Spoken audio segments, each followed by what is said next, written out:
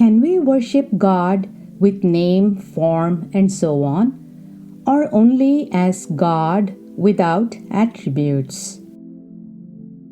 Many people are baffled about this.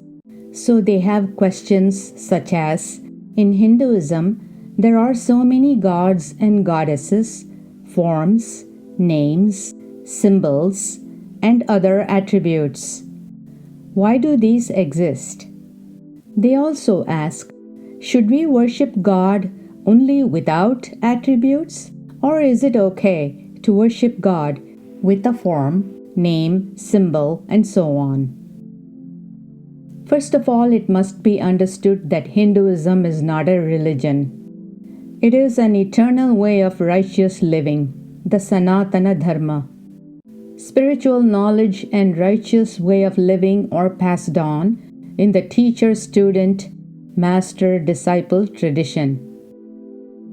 In this culture, God is actually one supreme blissful reality of the nature of being, consciousness, bliss, and even beyond, without even these attributes.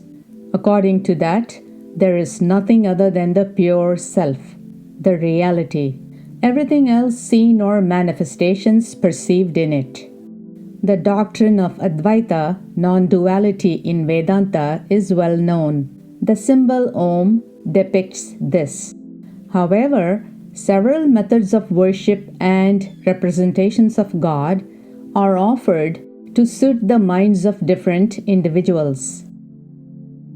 According to Mahatma Gandhi, the reason for most of the confusion about God as depicted in Hinduism is because of the English word God.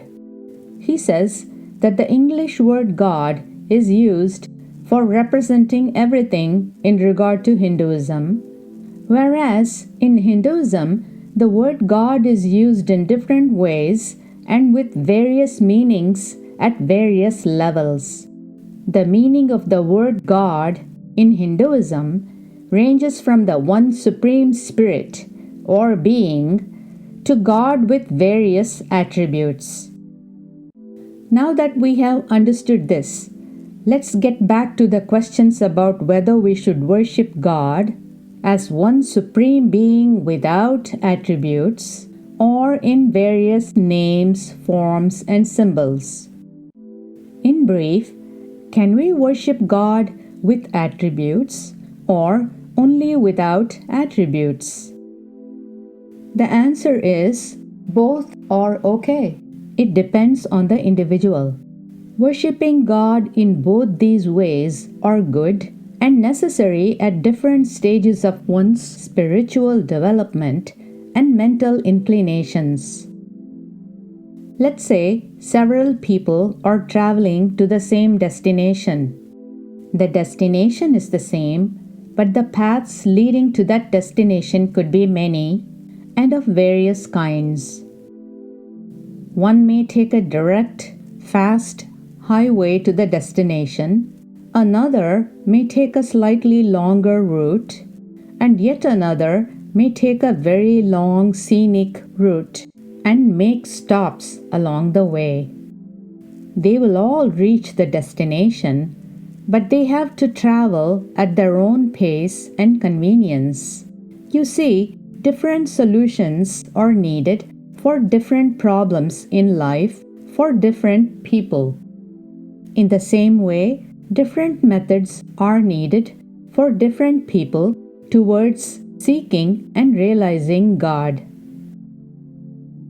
Let's take a simple example of a city with people of different ages and mental capabilities, and the goal is to get a PhD degree. A rare few geniuses may be eligible to pursue PhD even as a child or teenager. But typically, little kids have to learn the alphabet and basic numbers in elementary school. Elementary school kids cannot learn complicated subjects that only junior high or high school students can. In the same way, there are steps for undergraduate, graduate, PhD, and so on. Therefore, can we say that since PhD program is available, anyone can directly join the PhD program, whether they are qualified or not? The truth is, everyone has to educate themselves according to the combination of their age, capabilities, mental framework, and preference. When they are ready, they can pursue their ultimate goal. So, the city has to have schools all the way from the lowest to the highest education. The same applies to religion and spirituality too. A rare sage such as Ramana Maharshi may attain self-realization at the young age of 16 or 17. But not everyone can directly worship the supreme reality that has no attributes, the all-pervading being, the self.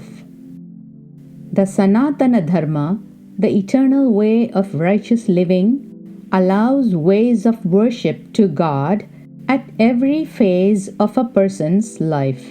It caters to all ages, all temperaments, all levels of abilities, all preferences, and so on, even though the end goal or aim is one, which is self-realization, or to put it in practical terms, true liberation from sorrows by knowing the real self. Knowing the self, salvation, liberation, is the goal.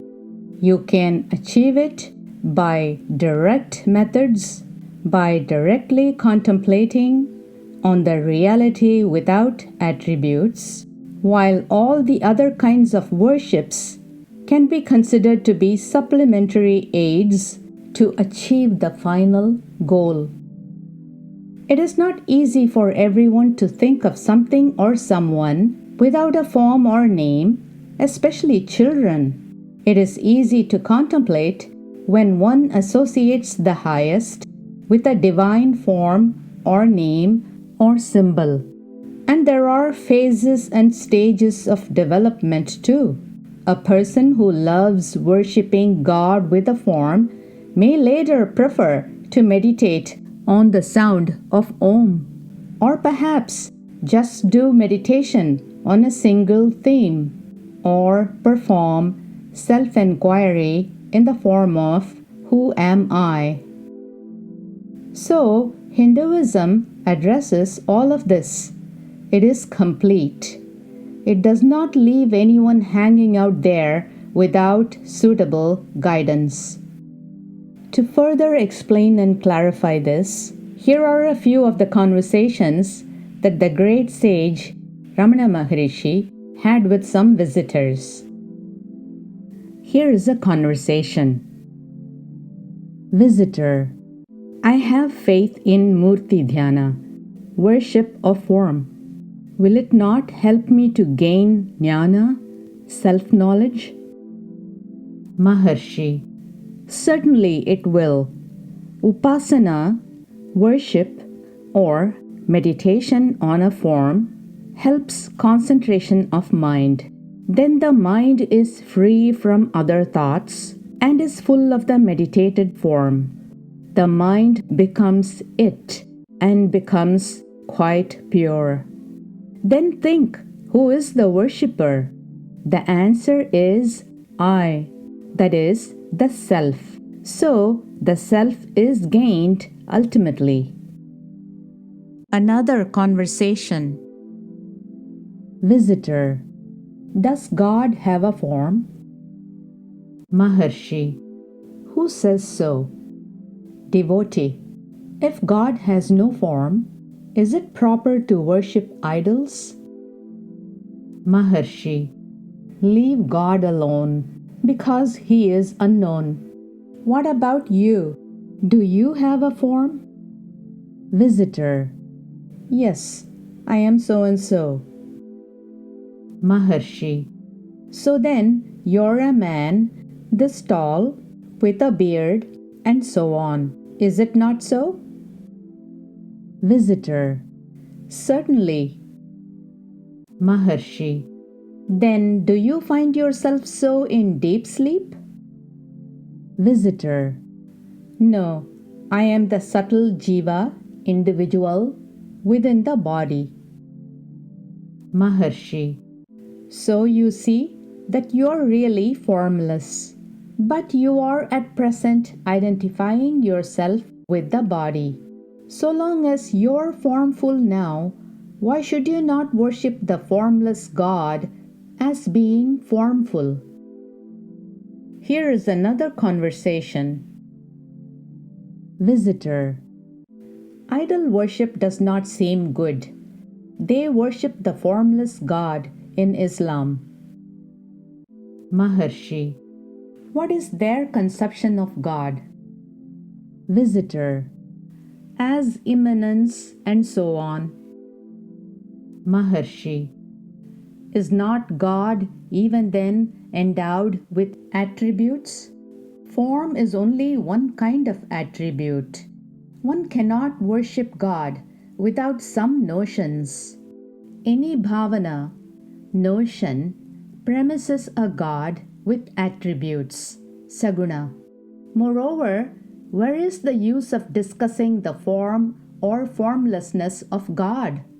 Find out if you have a form. You can then understand God. Here is another interesting conversation with Ramana Maharshi.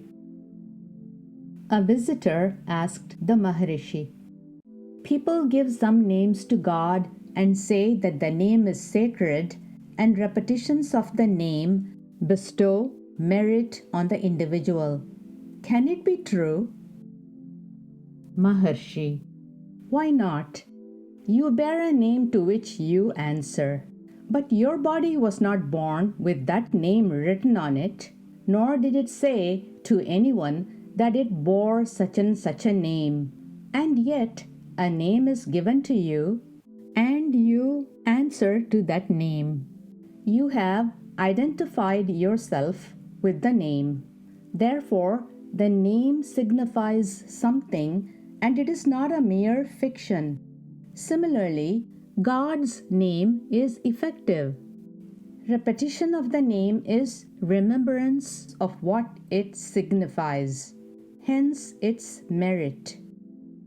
The visitor did not look satisfied. Finally, he wanted to leave and prayed for Maharishi's grace. Maharishi now asked him how mere sounds assuring him of grace would satisfy him unless he had faith. To summarize, what we should learn from all of this is as follows.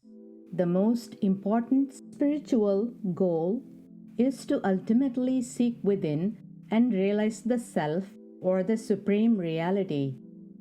Depending upon the mental tendencies of an individual, worship of a personal God may be beneficial.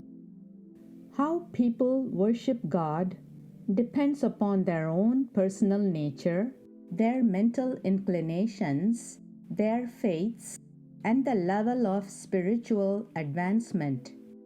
At different stages of spiritual development, different practices are necessary. The thing is, we need not become obsessed with it. We need not get bogged down in this topic. We need not become fanatics. We should follow whatever path we like and let others do the same, as long as the path is sincere worship to God and does not intentionally hurt anyone. This is what great knowers of truth, the great jnanis, are conveying to us. The most important thing is that one should turn inward and seek true knowledge about God, the Supreme Being.